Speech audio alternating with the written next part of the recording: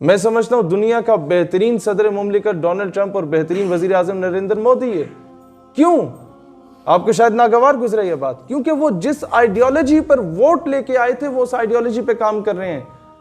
क्या हम रियासत मदीना की तकमील के लिए काम कर रहे हैं? जिस आइडियोलॉजी पे मोदी ने वोट लिया, कश्मीर को मैं ऑफिशियली इंडिया का हिस्सा बनाऊंगा, उसने बनाया। मुसलमानों को मैं महसूर कर दूंगा उनके घरों तक, उनके बेसिक सिटीजन राइट, जो राइट्स हैं सिटीजनशिप के, वो खत्म कर दूंगा, वो कर चुका। मुसलमान एहतजाज करेगा तो उस पर लाठी चार्ज किया जाएगा, हो चुका। मुसलमान मजीद कुछ करेगा तो मैं जामिया मिलिया दिल्ली की खवातीन के हॉस्टल्स की लाइट को बुझा के उनके साथ ज्यादती करूंगा, वो हो रही है आज। ये पिछले एक हफ्ते से जो पूरे हिंदुस्तान में कर्फ्यू लग चुका है, 150 दिन तो कश्मीर के कर्फ्यू को होने को हैं। पिछले एक हफ्ते से पूरे हिंदुस्तान को, जब से कैब ये जो बिल आप लोगों का हिंदुस्तान का पास हुआ, उस पर हो रहा है। तो जो शिवसेना, आरएसएस, आर्य समाज, बीजेपी, सिंगटन, संघ परिवार, ब्राह्मण समाज, इन ये तमाम तंजीमों की जो आइडियोलॉजी थी उसको इम्प्लीमेंट किया जा रहा है इन इंडिया। मुझे बताएं, क्या इस्लामिक आइडियोलॉजी को पाकिस्तान में इंप्लीमेंट किया जा रहा है?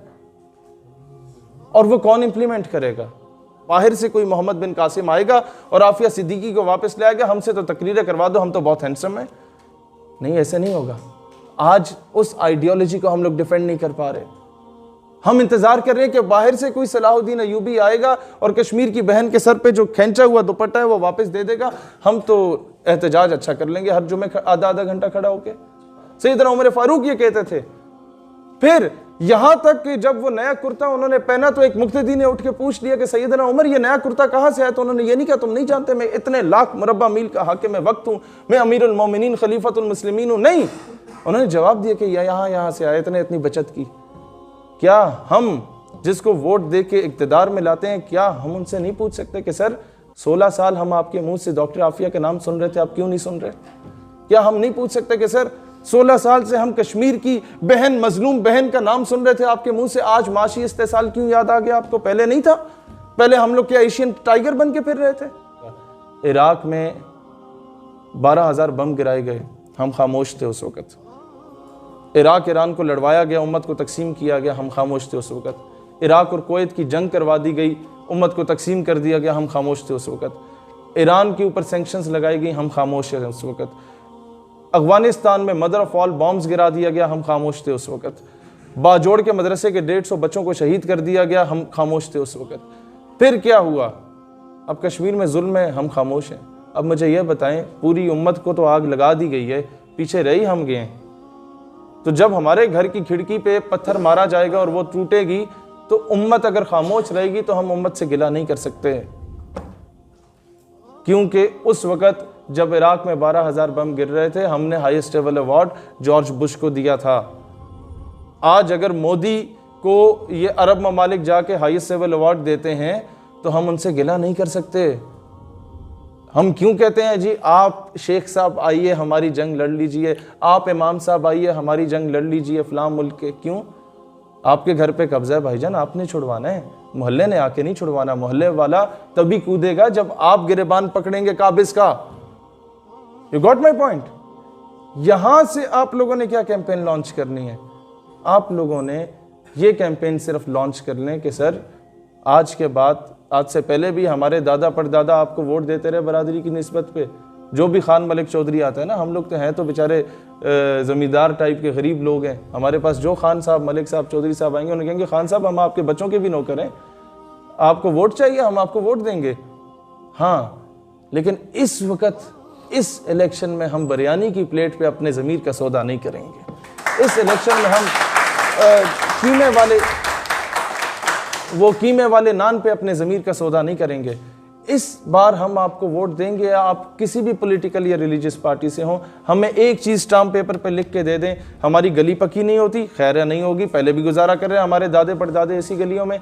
गैस नहीं मिलती, कोई मसला नहीं सर, माशी इस्तेसाल है, हमें पता है मुल्क कर्जों में डूबा हुआ है। अच्छा बिजली लोड शेडिंग होगी सर, कोई मसला नहीं, हम गुजारा कर लेंगे, हमारे दादे परदादे भी उसके बगैर रहे, 2-4 घंटे बिजली नहीं आती है तो कोई मसला नहीं, पाकिस्तान ने नहीं डूबना। हाँ, स्टाम्प पेपर पे ये लिख देते हो कि आफिया सिद्दीकी को वापस ले आएंगे, तो ठीक है जनाब, वोट आपका है। स्टाम्प पेपर पे ये लिख दोगे कि जनाब जो कश्मीर में जुल्म हो रहा है उस पर हम कुछ कर लेंगे, जनाब वोट आपका है। एक लेटर तो लिख लें जनाब हमारे जनरल राहील शरीफ साहब को, कितने हैंडसम प्यारे आदमी है, कि सर आपके ऊपर जिम्मेदारी है, उम्मत आपकी तरफ देख रही है, आप इस्लामिक मिलिट्री अलायंस के चीफ हैं। सर वो जो जहाज के करतब दिखाए जा रहे होते हैं सऊदीया में जाके, हमें बता दीजिए ना उसका रुख कभी कश्मीर की तरफ हो जाए, कभी फलस्तीन की तरफ हो जाए, कभी सीरिया या बर्मा की तरफ हो जाए, कभी लेबनान की तरफ हो जाए, क्यों नहीं हो रहा? क्या हम ये सवाल नहीं कर सकते? कर सकते हैं, लेकिन क्या होगा? अगले दिन ये होगा कि बड़े बड़े आर्टिकल लिखे जाएंगे, शहीर सियालवी गद्दार वतन हो गया, शहीर सियालवी रॉ का एजेंट हो गया, ये तो एनडीएस पेड है, इसे तो सीआईए पेड कर रही है, ये तो इदारों से लड़वा रहा है, इदारों से नहीं लड़वा रहा।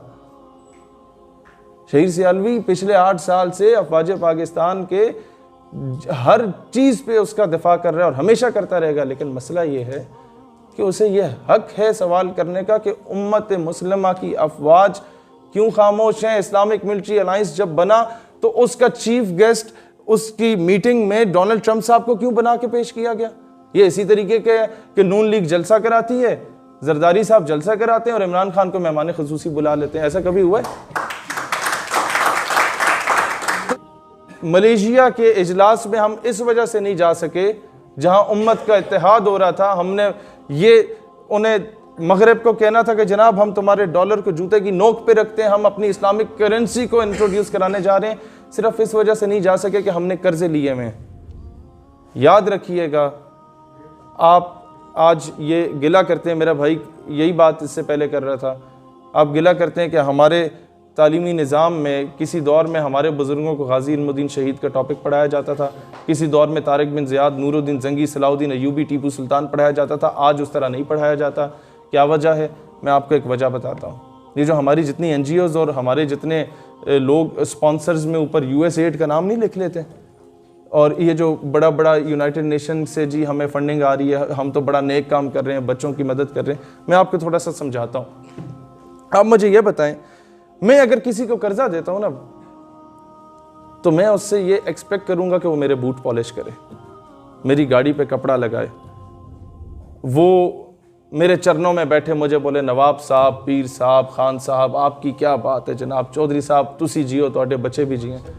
इसी तरह ना होता क्या है, उसके बाद क्या होता है कि अगर मैं उसकी बेटी भी उठा के ले जाऊं ना, तो वो उसकी जुर्रत नहीं होगी बात करने की, क्योंकि उसने कर्जा दिया हुआ है। मैं उसे लात भी मारूं तो उसकी जुर्रत नहीं होगी बात करने की, क्योंकि मैंने उसे कर्जा दिया हुआ है, वो मेरा मकरूज है। तो जब हम कर्जा लेते हैं तो जनाब दुश्मन या जिससे हमने कर्जा लिया है ना, वो आफिया सिद्दीकी को उठा के ले जाता है, हम बात नहीं कर सकते। वो रेमंड डेविस की सूरत में आके 2 बच्चों को कत्ल करके चला जाता है, हम जुर्रत नहीं हो सकती हम उसे कुछ बोलें। वो कर्नल जोसेफ की सूरत में हमारे बच्चे को गाड़ी के नीचे कुचल के चला जाता है, हम रात की तारीकी में नूर खान एयरबेस से उसे वापस भेज देते हैं, जुर्रत नहीं होती बात करने की, क्योंकि हम मकरूज हैं। आज सोल्यूशन क्या है? कब कश्मीर की आवाज़ सही तरीके से उठाई जा सकती है? वो तब उठाई जा सकती है जो हम मांगे तांगे की 2 रोटियां मांग रहे हैं ना। कभी बरतानिया से 1 रोटी मांग ली दिन के गुजारे के लिए, वर्ल्ड बैंक से मांग ली रात के गुजारे के लिए, नाश्ता जो है हमने वो अमेरिका से मांग लिया। जब ये मांगे तांगे की 2 रोटी को मुस्तरद करेंगे और हक हलाल की आधी रोटी पे गुजारा करेंगे, तब जाके कश्मीर इशू रिजॉल्व हो सकता है। अगर हम ये तहिया कर लें बहैसियत कौम के टमाटर 300 के हो गए सर 450 के हो जाए, कोई मसला नहीं, टमाटर नहीं खाएंगे ना, जहाँ 6 खाते हैं वहाँ 1 खा लेंगे, चिकन कढ़ाई कुछ अरसा नहीं खा लेंगे। एक काम कर लें, कर्जा लेना छोड़ दें। हम मजीद बेगैरती नहीं कर सकते, हमारी बहन की इज्जत लूटी जा रही है और हम जाके कर्जे ले रहे हैं। सर इस तरह काम हमसे नहीं होगा, इस तरीके से हम पाकिस्तान नहीं चलाना चाहते। तब जाके वो उस बहन का हक अदा होगा। मैं ज़्यादा ताख़ीर हो जाए मुझे बताइएगा, जिस दिन हम ये फैसला करेंगे तब जाके उस बहन का हक अदा होगा जो उस वक़्त at the time of partition अपने बूढ़े बाप के साथ आ रही थी, वो जवान बेटी, और उसके बच्ची को रोक दिया गया, उसके बाप के सामने उसके साथ ज्यादती की गई और बाप को जकड़ लिया गया रस्सियों में, और बच्ची को जब काट के उसके बाप की गोद में फेंका गया तो वो आखिरी जुमले कह रही थी कि अब्बा पाकिस्तान को मेरा सलाम कहिएगा। उसके सलाम का वालेकुम अस्सलाम उस वक़्त होगा जब हम कर्जे लेना छोड़ देंगे और गैरत और हमीयत के साथ दुनिया में जीना शुरू कर देंगे। उस वक़्त उस माँ का कर्ज पूरा होगा जिसने अपनी जवान बेटी को कुएं में छलांग लगवा दी थी, उन काबिज बदबख्तों से बचने के लिए, अपनी इज्जत बचाने के लिए at the time of partition, जब हम ये फैसला करेंगे कि आज के बाद हमने अपनी फॉरेन पॉलिसी आज़ाद रखनी है, किसी के कहने पे हमने अपने ट्रिप्स कैंसिल नहीं करने, किसी के कहने पे हमने अफगानिस्तान का रास्ता नहीं देना कि जाके मेरे भाई की दाढ़ी नोचो और मेरी बहन की इज्जत को पामाल करो, किसी के कहने पे हमने अपने बरादर मुस्लिम ममालिक के साथ हालात ख़राब नहीं करने, किसी के कहने पे हमने पाकिस्तान को सुन्नी शिया फसाद के अंदर धकेलना नहीं है, किसी के कहने पे हमने पाकिस्तान को यहाँ पर हर गली कूचे में, हर चेक पोस्ट पे पठान को रोक के नहीं पूछना कि यार कहाँ से आ रहे हो, कहाँ जा रहे हो। हमने उनको सीने से लगाना है, हमने उनकी इज्जत करनी है, तब जाके पाकिस्तान मुस्तहकम होगा। सिटिंग मिनिस्टर मौजूद थे, उनके सामने कहा था कि सर मैं नहीं कहता कि आप अमेरिका, भारत या इनके साथ जो है ना बिल्कुल ही कता ताल्लुक़ हो जाएं। अगर आप अमेरिका को भाई बनाना चाहते हैं तो भाई बनाएं, बाप ना बनाएं। There is hell lot of a difference between भाई एंड बाप। बराबरी की सतह में जीना सीखें। एंड मैं चेयरमैन कश्मीर कमेटी और इन सब को बिठा के कहा कि सर इस वक्त गैरत का ये तकाजा है कि जहाँ इतना जुल्म हो रहा है वहाँ हमें प्रैक्टिकली कुछ करना होगा। तो एक मौसूफ गालिबन MNA थे, उन्होंने कहा कि बेटा आप शायद बहुत ज़्यादा समझदार हैं। तंज़िया उन्होंने कहा, इसी बात पे मैं एंड करूँगा अपनी तकरीर का। उसने तंज़िया मुझे कहा कि बेटा अगर जंग हो जाती है भारत के साथ, जिस तरह की आपकी इंटेंशंस हैं, और बांग्लादेश की तरह हम कोई इलाका खो बैठते हैं खुदा ना खास्ता, तो क्या आप ज़िम्मेदार होंगे? मैंने कहा जी सर मैं ज़िम्मेदार हूँगा, क्योंकि आज से 200 साल के बाद जब मौरिख तारीख़ लिखेगा ना, तो वो ये ज़रूर लिखेगा कि पाकिस्तानी जो थे वो हारे हुए लश्कर में थे, लेकिन वो ये कभी नहीं लिखेगा कि पाकिस्तानी बुज़दिल और बेगैरत हो चुके थे। और फिर ये बात याद रखिएगा, आखिरी जुमला, कई गवर्नमेंटल मैंने ज़िम्मेदारान को देखा ये कहते हुए कि जनाब कश्मीर में मैदान करबला बरपा है, तो मैंने उनसे वजाहत तलब की कि यानी कश्मीरी हुसैनी हैं? कहते हैं जी। मैंने कहा भारतीय फ़ौज? कहता है यजीदी है। मैंने कहा मुझे ना बताओ भारतीय फ़ौज यजीदी है और कश्मीरी हुसैनी है, मुझे बताओ कूफे वाला कौन है? समझदार के लिए इशारा काफ़ी है। खामोश उम्मत हमेशा कूफे का किरदार अदा करती है।